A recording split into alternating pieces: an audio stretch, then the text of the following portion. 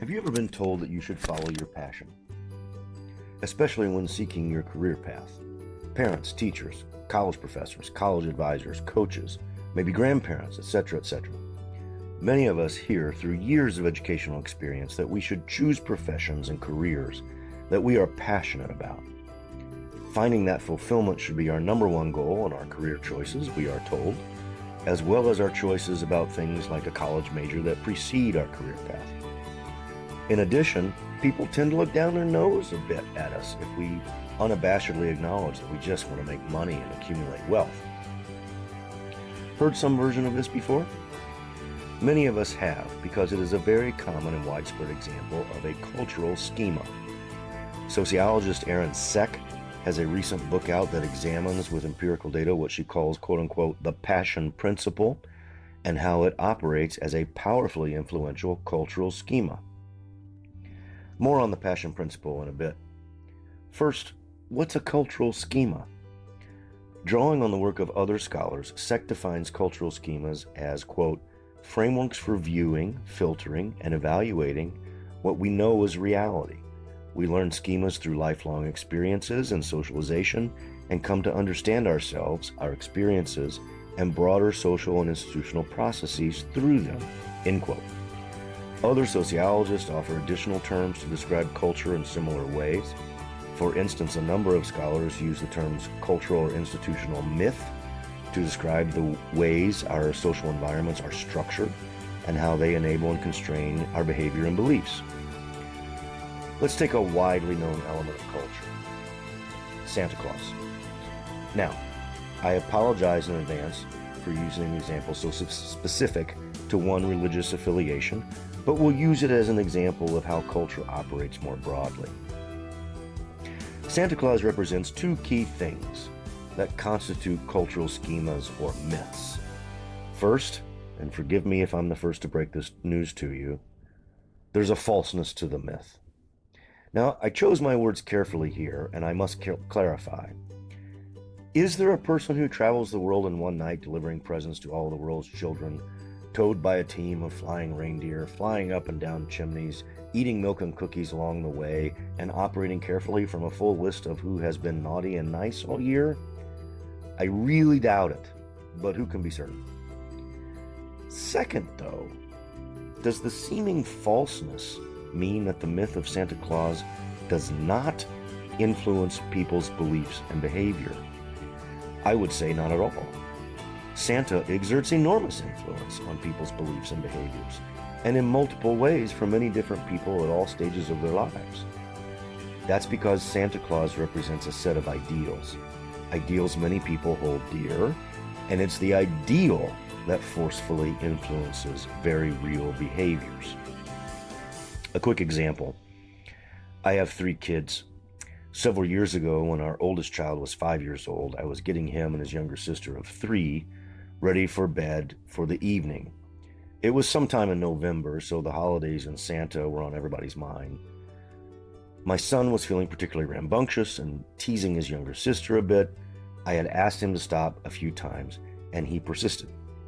So I had the brilliant idea to pull my cell phone out of my pocket, hold it in my hand as threateningly as I could, and tell our son that if he didn't stop, I'm going to text Santa, as menacingly as I could make such a statement sound.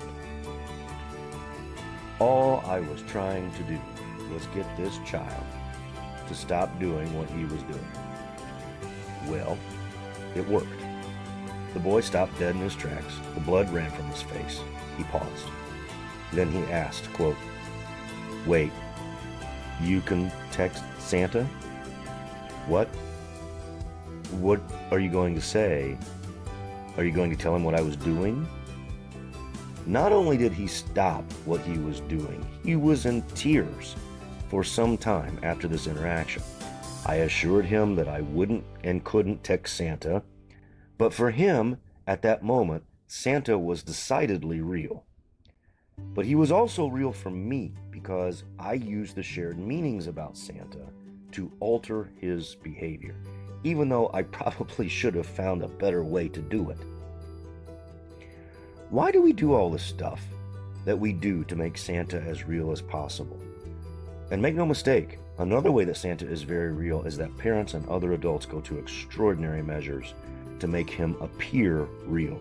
We do all kinds of ridiculous things and spend ridiculous amounts of money, all in effort of perpetuating the Santa myth.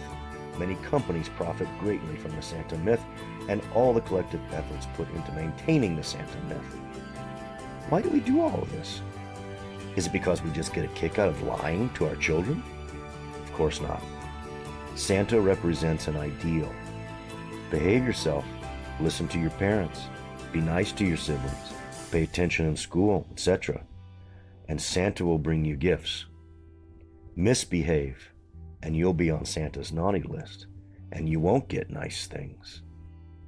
This decidedly, and in multiple ways, motivates all kinds of human behavior in many parts of the world every year, not because Santa is false, but because of the ideal we make him represent, and because of the impact this cultural ideal of Santa has on so many people's behavior. The myth becomes quite real in everyday life. For many people, even people who know perfectly well that a large man is not going to break into their homes on Christmas Eve and leave presents. Well, other cultural and institutional myths function in similar ways. They represent ideals and they concretely impact people's attitudes and behavior. The degree to which they are false depends on what happens in everyday experience and interaction. Now let's return to the passion principle. Cech collected an impressive amount of data, over 100 interviews with college students at 3 universities, as well as college advisors and career coaches, along with survey responses from college-educated workers, among other data. Some key takeaways. First, she finds that belief in the passion principle is very common among college students, college advisors, and college-educated workers. Large proportions, though not all of them, see pursuing one's passions as what should be people's top priority in career decision-making. As Cech puts it, especially among college students, quote, a salient factor in students' understanding of good career decision-making was a personal, self-expressive connection to their fields, end quote. Second, people who prioritize the passion principle can be critical of others who may prioritize income and job security as their top priorities in career decision-making. In addition, she finds meaningful differences in the frequency with which people from different backgrounds emphasize the passion principle, with people raised in middle-class backgrounds more likely to emphasize the passion principle than working-class folks and people of color. Doesn't mean that the latter college-educated people don't subscribe to the passion principle, just not quite as strongly as people of middle-class background. What do these findings mean for understanding how the passion principle influences behavior? First, it limits people's options. We push people incessantly to pursue their passion through their careers. But as Cech points out, why can't people seek fulfillment and self-expression from other things in their lives? What's wrong with clocking in and clocking out at work and then pursuing your passion in your music or your painting or your faith community? It strikes me that the latter is perfectly reasonable and makes elements of the passion principle false in some cases. Pursuing one's passions is great if that's what you want, but the passion principle can be overly prescriptive, and people who seek alternatives shouldn't be shamed for it as greedy or lacking motivation. Second, it often disguises underlying inequalities. It's easier for some people to pursue their passions than it is for others through no fault of their own, even in elite professions. In my own work with some colleagues, we studied how medical students make sense of their career decision-making through their choice of specialty. The medical students we studied overwhelmingly emphasized the passion principle overall, but some of them were leaving medical school with over $500,000 in total debt, and others were leaving medical school with none or close to none. It's much easier to pursue one's passions if mom and dad pay the bill than it is if you have to finance it yourself. And some doctors whose passion was primary care still gave serious consideration to more lucrative specialties, even though they might not want to. Finally, the passion principle tends to quote-unquote choice wash people's career decisions, as Cech puts it. It makes it appear that people's career paths are a product of their particular interests as they pursue their unique passions.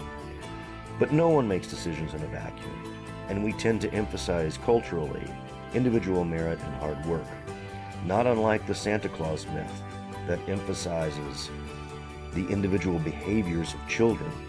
Be good, and you can have nice things.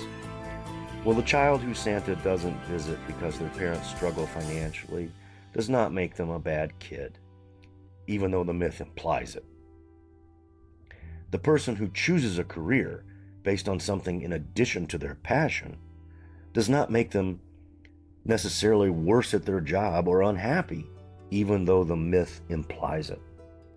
We have to recognize and examine how cultural assumptions influence us, as well as how they can be false at times. Reading Erin Cech's fascinating book is a really good start.